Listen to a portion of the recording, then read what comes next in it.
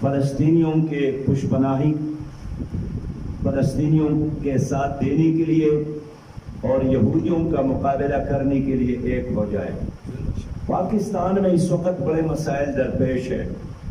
سب سے بڑی بات یہ ہے کہ تحفظ ناموس رسالت یہ ایمان کا حصہ ہے، اور اس نام پر جان قربان کرنا، اپنی ذات اور ہستی کو نچاور کرنا، اپنے بچوں کو اور والدین کو قربان کرنا، یہ محبت کا بھی اور یہ انسانیت کا معراج ہے۔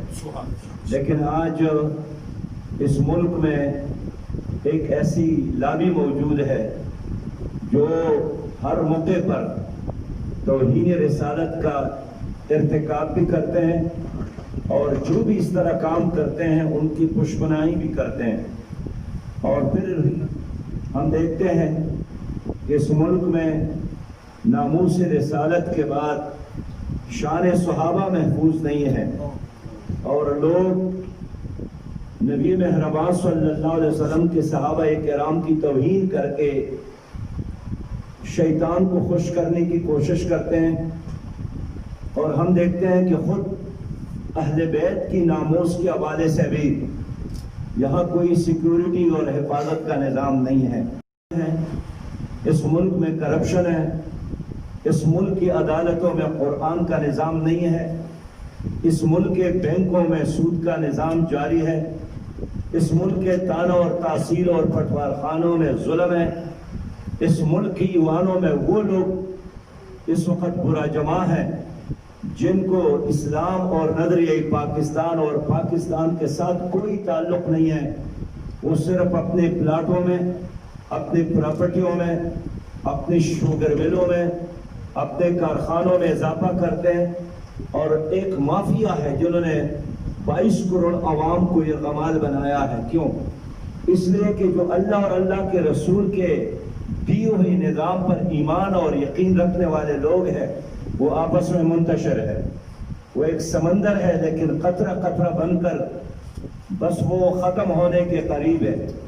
تو کفر متحد ہے اور مسلمان اور امت منتشر ہے۔ ایک ہندو اسکالر نے بات کی ہے کہ ہم 23 کروڑ خداؤں کو ماننے والے، تمہارے مقابلے میں ایک ہے، اور آپ ایک خدا کو وحدہ لا شریک کو ماننے والے آپس میں 10 گریبان ہیں۔ اس سے بڑا تانا کیا ہو سکتا ہے؟ لہٰذا میں اس لیے اپنے بزرگ کی خدمت میں حاضر ہوا ہوں کہ یہ وقت اتحاد کا ہے، یہ یکجہتی کا ہے، بنیان مرصوص بننے کا ہے، اور اللہ کی اس حکم پر عمل کرنے کا ہے کہ وَاعْتَصِمُوا بِحَبْلِ اللَّهِ جَمِيعًا۔ لہذا ہم نے مشورہ کے لیے تیار ہے، لیکن اس ملک کو بچانا ہے، پاکستان کو بچانا ہے۔ کروڑوں لوگوں نے جدوجہد کر کے آپ کے لیے ملک بنایا تھا۔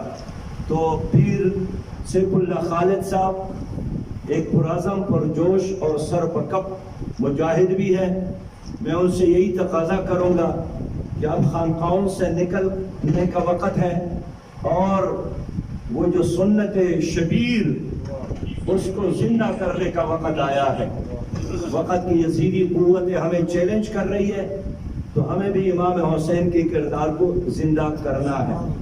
ہم نے ربیع الاول کے مہینے میں نبی مہربان صلی اللہ علیہ وسلم کی ولادت کے مبارک دن پر، یہ وہ لمحہ ہے کہ کائنات میں اس سے بہتر لمحہ نہ آیا تھا، نہ آیا ہے، نہ آئے گا، اور ہم پر اللہ کا شکر ادا کرنا واجب ہے۔ لیکن شکر ہم اس طریقے سے ادا کریں کہ ہم اس ملک میں نظام مصطفیٰ اور اللہ کے دیے ہوئے نظام کے لیے جدوجہد کریں۔ ہم نے تمام بزرگوں سے مشورے کے بعد یہ طے کیا ہے کہ انشاءاللہ تعالی لاہور میں ہم جمع ہوں گے اس مبارک دن کی مناسبت سے، اور پھر اس ملک میں کم از کم جو سودی نظام اس وقت مسلط ہے، ہم ایک ایک برائی کو پکڑ کر اس کے خاتمے کے لیے جدوجہد کریں گے۔ اور پہلے مرحلے میں ہم نے یہ طے کیا ہے کہ تمام خرابیوں کی جڑ یہ سودی نظام ہے، یہ الخبائث ہے۔ اگر آپ کی معیشت حرام کا ہے تو آپ کی مسجدیں، ان کی مینار آسمان تک بھی پہنچے، تو عبادت تو قبول نہیں ہوتی ہے ایک حرام خور کی، جہاد قبول نہیں ہوتا، حج قبول نہیں ہوتا۔ تو اس لیے انشاءاللہ تعالی ہم پیر صاحب کی قیادت میں سود کے خلاف اس موومنٹ کو پورے ملک میں، تحریک کو پورے ملک میں چلائیں گے، اور پوری جذبے اور پورے عزم اور پوری توانائی کے ساتھ انشاءاللہ سودی نظام کو ہم پاکستان میں دفنا کر دم لیں گے۔ پیر سیف اللہ خالد صاحب منصورہ تشریف لائے تھے، اور ان کے ساتھ ہمارا وعدہ تھا کہ ہم ضرور ان کے دولت خانے پہ حاضری دیں گے۔ اور دوسری بات یہ ہے کہ اس وقت پوری امت ایک مشکل سے دوچار ہے، اور آپ کو علم میں ہے کہ کشمیر پر انڈیا نے قبضہ کیا، پہلے صرف قبضہ تھا، اب مقبوضہ کشمیر کی ریاست کو انہوں نے انڈیا کا حصہ بنایا۔ اور گزشتہ دن خود اعداد و شمار کے مطابق 12 لاکھ سے زیادہ ہندو بڑھیا ہندوستان سے مقبوضہ کشمیر آئے ہیں، اور ان کو انہوں نے ڈومیسائل دی ہے، اور وہاں ایک مسلم اکثریت اقلیت میں تبدیل ہو رہا ہے۔ اس وقت ایک بہت بڑا مسئلہ فلسطین کا ہے، اور فلسطین کے زمین کے ساتھ ہماری محبت ہے، اس لیے کہ یہ انبیاء کی زمین ہے۔ بیت المقدس میں نبی مہربان صلی اللہ علیہ وسلم نے تمام انبیاء کی امامت کی، اور وہاں سے معراج پر تشریف لے گئے۔ لہذا ایسی جگہ پر جب کفر نے قبضہ کیا ہے تو ہم کیسے اس کو برداشت کر سکتے ہیں؟ والعاقبۃ للمتقین والصلاۃ والسلام علی رسولہ محمد وآلہ واصحابہ اجمعین، اما بعد، اعوذ باللہ من الشیطان الرجیم، بسم اللہ الرحمن الرحیم، وتعاونوا علی البر والتقوى ولا تعاونوا علی الاثم والعدوان، صدق اللہ العظیم۔ انتہائی قابل احترام پیر طریقت، صاحب شریعت، جناب پیر سیف اللہ خالد صاحب، اور اس مجلس میں موجود انتہائی واجب الاحترام مشائخ اعظام، قائدین جماعت اسلامی، اور اس علاقے کے بزرگوں، بھائیوں اور دوستوں، السلام علیکم ورحمۃ اللہ وبرکاتہ۔ ان شخصیات کو جن کی پیچھے عوام موجود ہے، جن کے کہنے پر لوگ مساجد میں آتے ہیں، ان کی بات سنتے ہیں، عزت دیتے ہیں، درس سنتے ہیں، ان کے خدمت میں ہم حاضر ہو رہے ہیں، اور ان کو یہی پیغام دے رہے ہیں کہ اگر آپ نے اسلام اور پاکستان کو بچانا ہے تو ایک ہونے کے علاوہ اور کوئی راستہ نہیں ہے۔